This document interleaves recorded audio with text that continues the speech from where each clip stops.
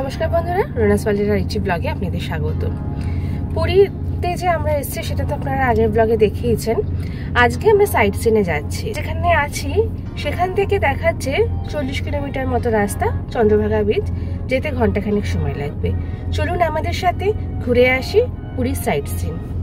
Good morning বন্ধুরা, আমরা আজকে আমাদের তৃতীয় দিনে ভুবনেশ্বরের সাইট সিন, যেটা একেবারেই জানি না, রুটটা পুরো গুগলের ভরসায়।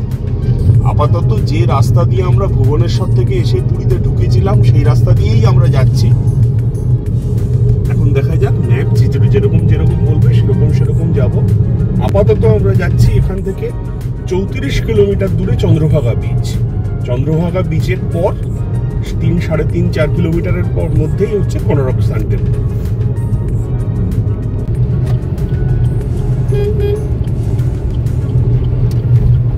আমরা ঢুকে যাচ্ছি পুরী কোনারকের যে মেরিন ড্রাইভ রোড সেটা।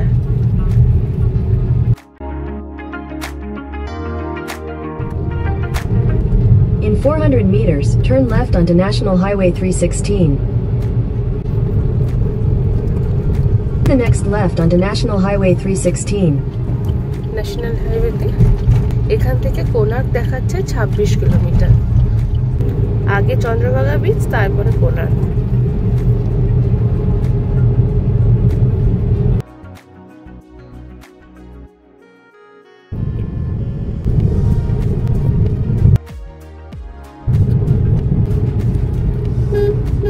পৌঁছে গেছি চন্দ্রভাগা সি বিচ, আর জাস্ট 5 মিনিটের মধ্যেই আমরা নেমে যাব।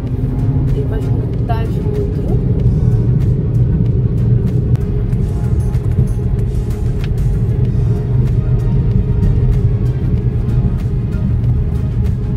Take the next right onto Chandrabhaga Sea Beach.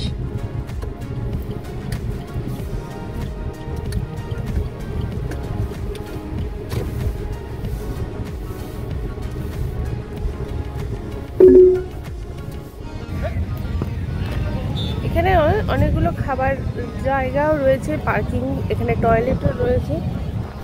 চলুন এবার তাহলে বিচের ধার থেকে ঘুরে আসি।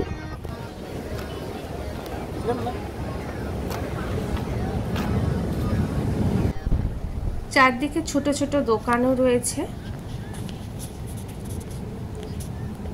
আর সামনে রয়েছে দেখুন কতগুলো গাড়ি সমুদ্রের তীরে ঘুরে বেড়ানোর জন্য।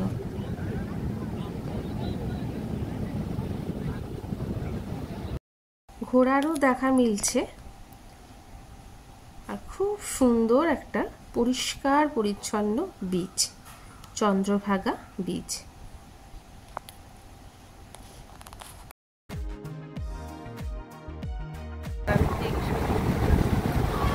ও ভাই, কত করে গো? কতক্ষণের জন্য? মেয়ের আমার ইচ্ছা হয়েছে এই গাড়ি করে একটু ঘুরে আসবে। যাক, ঘুরে আসুক, ততক্ষণ আমরা এখানে একটু দাঁড়াই।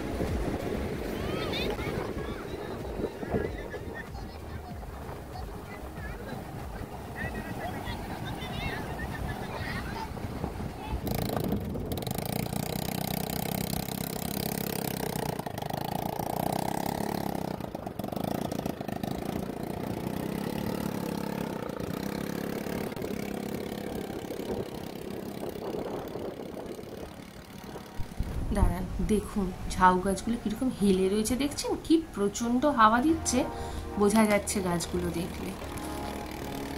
চলে এসছে।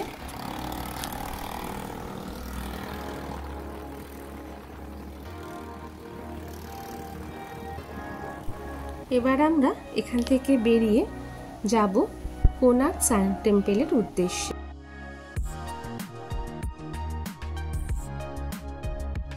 বড় বড় করে লেখা ওয়েলকাম টু কোনার্ক। এখান থেকে জাস্ট 3 কিলোমিটার কোনার্ক সান টেম্পল।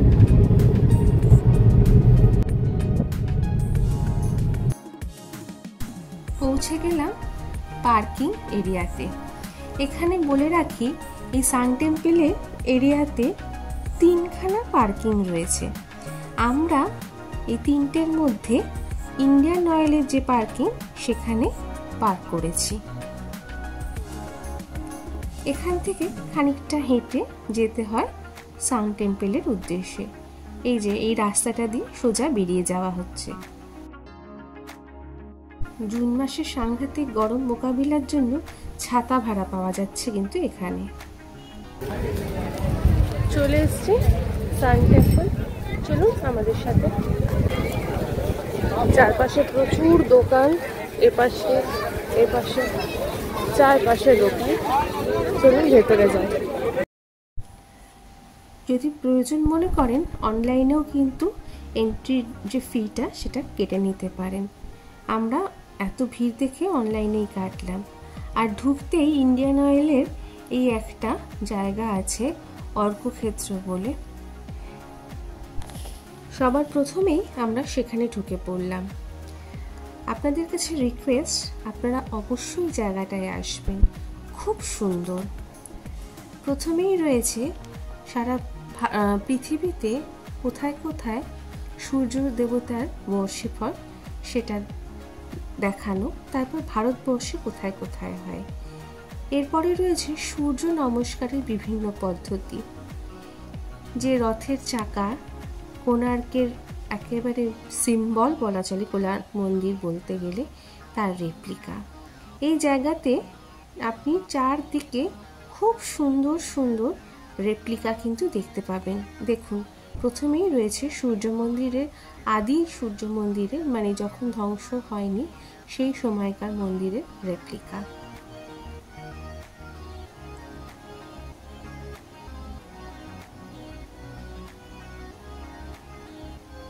কি অপূর্ব বলুন তো তৈরি করেছে। আর এটা হচ্ছে বর্তমানে সূর্য মন্দির যতটুকু রয়েছে তার রেপ্লিকা। বিভিন্ন দেবতার বিভিন্ন ভঙ্গিমায় মূর্তি। এরপরেই আমরা যে জায়গাটায় চলে আসলাম সেগুলো হলো সূর্য মন্দিরের গায়ে যে অসংখ্য খোদাই করা মূর্তি ছিল, সেই মূর্তিগুলো যেগুলো ধ্বংস হয়ে গেছে, যেগুলো আর্ধেক পাওয়া গেছে, তার প্রত্যেকটারই একটা একটা করে রেপ্লিকা। অসম্ভব সুন্দর কিন্তু এই জায়গাটা। কিভাবে আপনার সময় কেটে যাবে এগুলো দেখতে দেখতে আপনি বুঝতেও পারবেন না। আমরা অনেকটা সময় এখানে কাটিয়েছি। দেখুন কি অপূর্ব। আর এটা হচ্ছে সূর্য মন্দিরের যে গর্ভগৃহ রয়েছে, সেই গর্ভগৃহে দেবতার পদতলে যে পাথরটি ছিল সেই পাথরের রেপ্লিকা। কি অসম্ভব সুন্দর কাজ দেখুন। আর এইদিকে একটা আছে কাঠের তৈরি নৌকো। এটা দেখেই আমরা এবার এদিক থেকে বেরিয়ে সোজা সূর্য মন্দিরের দিকে রওনা দিচ্ছি। ঢুকতেই আপনার সামনে, আমি আর ওই জায়গাটা ভিডিও করা হয়নি, একটা চেকিং পয়েন্ট আছে যেখানে আপনার টিকিট চেক করে মন্দিরের ভেতর ঢুকতে হবে। ঢুকে পড়ছি 1300 শতাব্দীতে তৈরি সূর্য মন্দিরে। বিশ্বাস করা হয় মন্দিরটি 1255 খ্রিস্টাব্দে পূর্ব গঙ্গা যে রাজবংশ ছিল সেখানকার প্রথম নরসিংহদেবের তৈরি। বিশাল একটি রথের আকারে এই মন্দিরটি তৈরি হয়েছে, যার গায়ে পাথরে খোদাই করা অপূর্ব কারুকার্য। চোখ ফেরানো দায় হয়ে যায় এই ধরনের কারুকার্য দেখলে।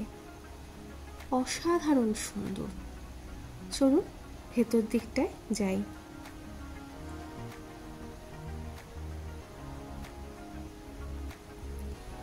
বিশাল একটি রথের আকারে তৈরি যে মন্দির, তার প্রথম দিকটাই বা প্রধান অংশটাই ধ্বংস, বাকি রয়েছে সূর্য মন্দিরের এই জায়গাটা। কত লোক এসেছে দেখছেন। এই প্রচণ্ড গরম কিন্তু আমাদের মতোই অনেক লোক এসেছে। সূর্য মন্দিরের সামনে থেকে যে ধ্বংসাবশেষটা ছিল তার দৃশ্য আপনারা এখন সামনে দেখছেন।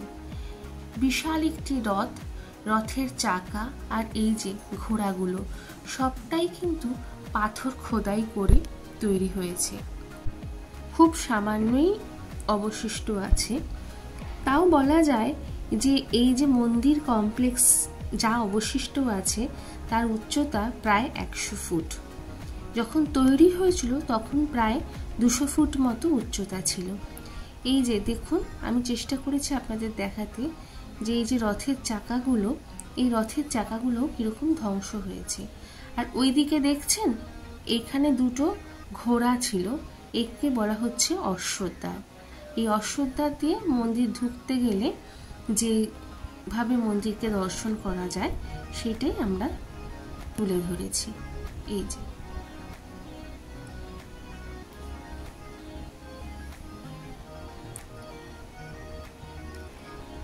এই মন্দিরটি কলিঙ্গ স্থাপত্য ও শৈল্পিক উৎকর্ষতার কিন্তু এক অনন্য নিদর্শন। 1984 সালে ইউনেস্কো কোণার্কের সূর্য মন্দিরকে ওয়ার্ল্ড হেরিটেজের স্বীকৃতি দিয়েছে। এই যে দেখতে পাচ্ছেন এখন এএসআই কিন্তু এই মন্দিরের যে জায়গাগুলো ধ্বংস হয়েছে সেগুলোকে আবার কিছুটা পুনর্নির্মাণ করবার চেষ্টায় রয়েছে। আর এই যে রথের চাকাগুলো, এই চাকাগুলোকে যে সূর্যের আলো পড়ে কিভাবে ঘন্টা, মিনিট, সেকেন্ডের সঠিক সময় দিয়ে সেটা আমাদের একজন গাইড ছিলেন পাশে, উনি বুঝিয়ে দিচ্ছিলেন। আপনারাও শুনুন, তাহলে আপনারাও बुझते पारबेन। निकलेगा मस्त किरण आके एक्सिल में गिरेगा। ये जो एक्सिल देखा ना, इसमें किरण गिरने से तो एक्सिल का शैडो ये स्पोक में गिरेगा। ये होता भोर 6 और हाफ होता 1.5 घंटा 7:30, यहाँ 9, इधर 10:30, इधर 12, ये 1:30, 3, 4:30, संध्या 6। आपका घड़ी ऐसे घूमता, ये सूर्य किरण लेके उल्टा घूमेगा। ये देखो, ये होता सेंटर, देखा ना, इधर शैडो पड़ता है, इधर देखो, इधर होने से इधर आता है। ये देखो 9 हो गया, ये बॉल होता 3 मिनट करके, 1, 2, 3, 4, 5, 6, 7, 8, 9, 10, 11, 12, 13, 14, 15, 16, 17, 18, 19, 20, 10, 1, 2, 3, 4, 5, 6, 7, 7 के 21, 10:21 हुआ, 10:30 नहीं हुआ। यहाँ पर आ जाएगा तो 10:30 हो जाएगा।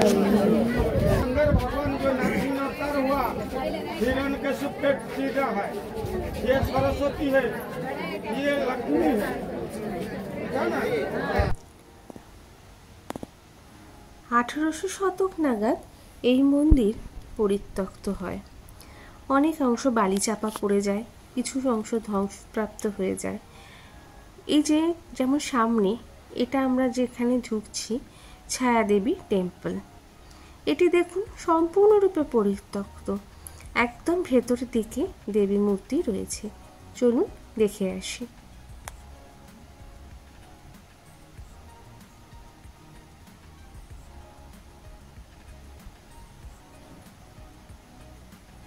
এই যে ভেতরে দেখুন একটা গেট লাগানো রয়েছে, এখানে মূর্তি রয়েছে। বেরিয়ে পড়ছি কোণার্কের সান টেম্পল থেকে। আমাদের পরবর্তী গন্তব্য ধৌলি শান্তিস্তূপ। আমরা কোণার্ক মন্দির দেখে এখন ধৌলি শান্তিস্তূপ দেখতে যাচ্ছি। এখান থেকে সময় লাগবে 1 ঘন্টা 19 মিনিট, 57 কিলোমিটারের রাস্তা। চলুন আমাদের সাথে। পিপলি টোল প্লাজাটা ক্রস করতে হচ্ছে, যেটা সিঙ্গেল জার্নিতে 145 টাকা। বললাম আমরা ধৌলি রোডে, এটা দিয়ে 3 কিলোমিটার যেতে হবে, যেটা আমাদের পৌঁছে দেবে ধৌলি শান্তিস্তূপের সামনে। এখন পর্যন্ত যে রাস্তায় আমরা এসেছি, অর্থাৎ সকালে হোটেল থেকে বেরিয়ে কোণারক, চন্দ্রভাগা বিচ হয়ে কোণারক, তারপর কোণারক থেকে এই ধৌলি শান্তিস্তূপ পর্যন্ত যে রাস্তা, এখনো পর্যন্ত রাস্তা কিন্তু বেশ ভালো। তবে হ্যাঁ, রাস্তায় বোর্ডগুলো একটু খেয়াল করে করে যাবেন। স্পিড লিমিট আছে, যদিও অর্ধেক জায়গায় বোর্ড নেই। এই যে পার্কিং এর এখানেই কার্ড কেটে 2 কিলোমিটার আগেই পার্কিং ফি নিয়ে নিচ্ছে। দেখুন অবস্থা, কত নিচে চলে এসছে গাড়ির পার্কিং। এই যে নেমে পড়েছি আসলে আমরা, এই যে এটা হচ্ছে পার্কিং, কিন্তু কত নিচ পর্যন্ত চলে গেছে। এখানে আপনাদের বলে রাখি, সামনে প্রচুর এই যে লোক দেখছেন দাঁড়িয়ে রয়েছে, এরা বলবে চলুন অটো করে নিয়ে যাচ্ছি, মন্দিরের গেট পর্যন্ত ছেড়ে দেব। বিশ্বাস করুন 2 মিনিটের রাস্তা। আশপাশে প্রচুর দোকান রয়েছে আর রাস্তাটা একটু খাড়াই। এরপর খানিকটা সিঁড়ি দিয়ে উঠে পৌঁছাতে হবে স্তূপের সামনে। চলুন।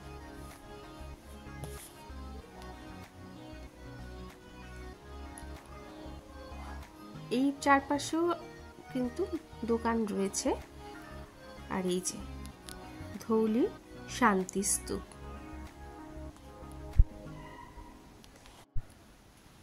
জুতো খুলে রেখে এই স্তূপের উপরে উঠতে হয়। স্তূপটি সম্পূর্ণরূপে গম্বুজাকৃতি এবং স্তূপের চারদিকে তথাগত বুদ্ধের বিভিন্ন ধরনের মূর্তি রয়েছে বিভিন্ন ভঙ্গিতে।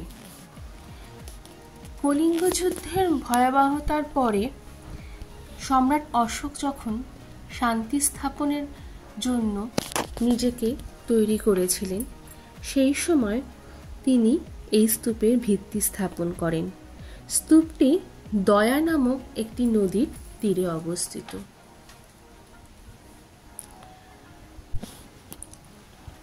পাহাড়ের পাদদেশে অবস্থিত বিভিন্ন শিলালিপি সম্রাট অশোক তার যে প্রশাসনিক আধিকারিক ছিল তাদের প্রতি নির্দেশাবলীগুলো লেখা ছিল এখানে। প্রতিদিন সকাল 6টা থেকে সন্ধে 6টা এই শান্তিস্তূপ খোলা থাকে। সোমবার বাদে প্রতিদিন সন্ধে 6টা থেকে 6:45 লাইট অ্যান্ড সাউন্ডে শো এখানে আপনারা দেখতে পাবেন। অপূর্ব সুন্দর কিন্তু এর দেওয়ালের চারদিকের কারুকার্য দেখুন।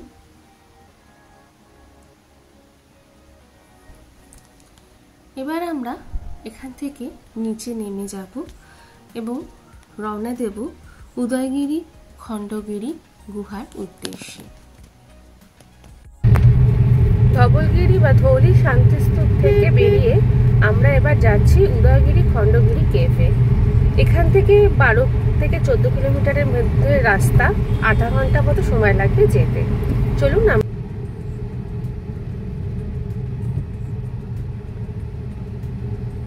খণ্ডগিরি সোজা দেখাচ্ছে, জানি না আপনারা বুঝতে পাচ্ছেন কিনা। উঁচুতে দেখতে পাচ্ছেন সাদা দুটো চূড়া, ওটাই কিন্তু ফ্রি পার্কিং প্লেস আছে। সেই ফ্রি পার্কিং প্লেসটা দিয়ে পার্ক করিয়ে আমরা এগোচ্ছি খণ্ডগিরি কেভের দিকে।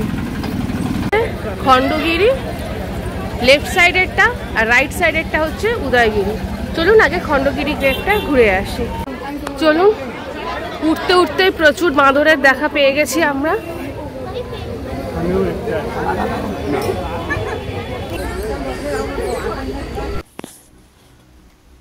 পরপর অনেকগুলো সিঁড়ি ভেঙে উঠে পড়লাম আমরা খণ্ডগিরি গুহাতে।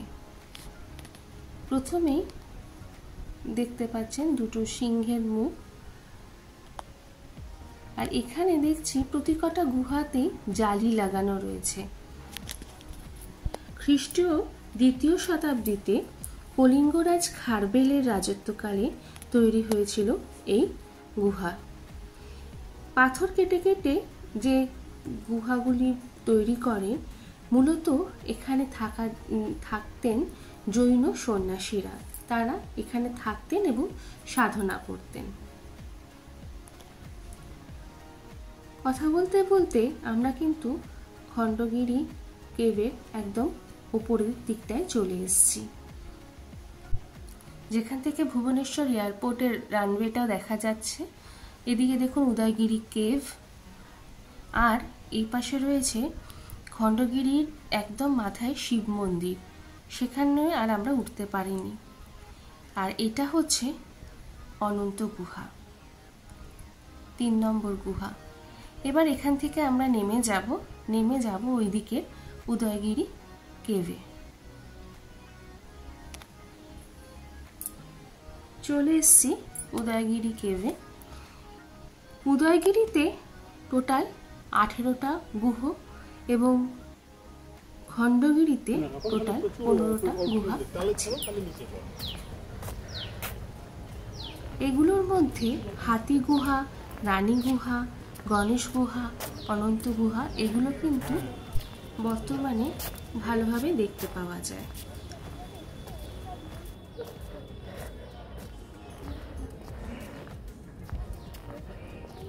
প্রতিদিন সকাল 9টা থেকে সন্ধ্যে 6টা পর্যন্ত খোলা থাকে এই উদয়গিরি খণ্ডগিরি।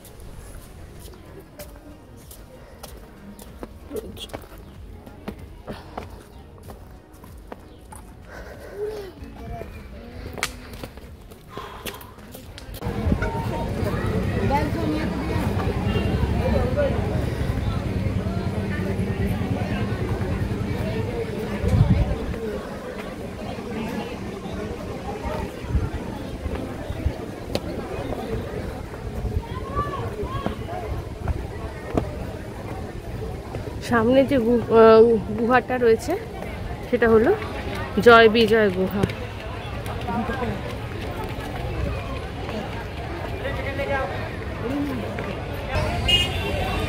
এইটা হলো জয় বিজয় গুহা, আর এই পাশে যেটা সেটা হলো অলকাপুরী গুহা, আর লাস্টের যেটা এটা হচ্ছে ছোট হাতি গুহা।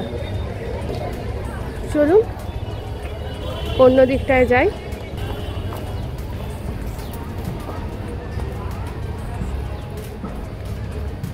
একটা হচ্ছে বাজাঘর গুহা,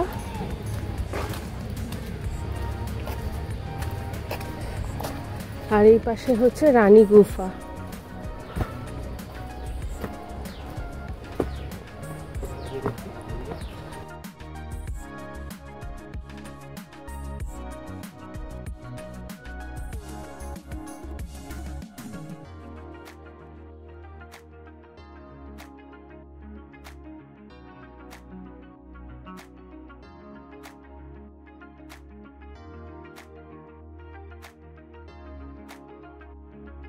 কি অপূর্ব সুন্দর লাগছে দেখুন,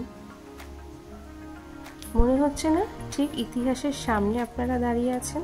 আমার তো ঠিক তাই মনে হচ্ছে।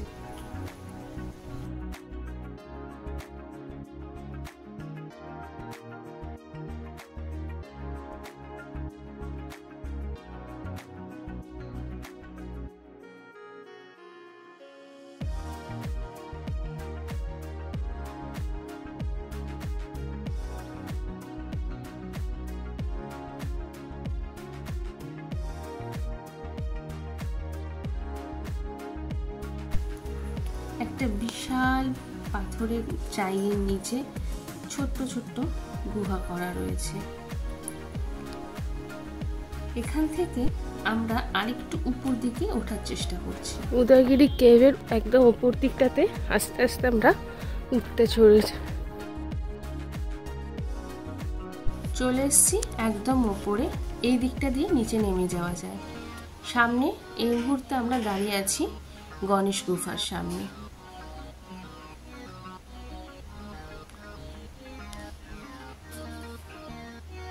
আর তার ঠিক ওপর দিয়ে যাব চৈত্য দেখবার জন্য। চলুন উপরে উঠি।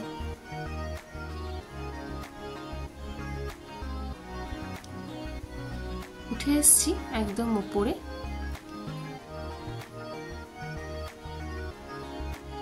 এখান থেকে মোটামুটি সারা শহরটাই দেখা যায়। আর এই জায়গাটা কখন খনন হয়েছিল, কিভাবে খনন হয়েছিল তা এখানে লেখা রয়েছে। এখান থেকে এবার আমরা নিচে নেমে যাব। ভেবেছিলাম নন্দনকাননের ব্লগটাও এখানেই দিয়ে দেব, কিন্তু অনেকটা বড় হয়ে যাচ্ছে বলে আগামী ব্লগে আপনাদের সাথে শেয়ার করব নন্দনকানন ঘোরা। যদি এই ব্লগটা ভালো লেগে থাকে অবশ্যই লাইক, কমেন্ট, শেয়ার এবং সাবস্ক্রাইব করবেন। দেখা হবে পরবর্তী আরেকটি ব্লগে খুব শিগগিরই। সবাই খুব ভালো থাকবেন, সুস্থ থাকবেন। নমস্কার।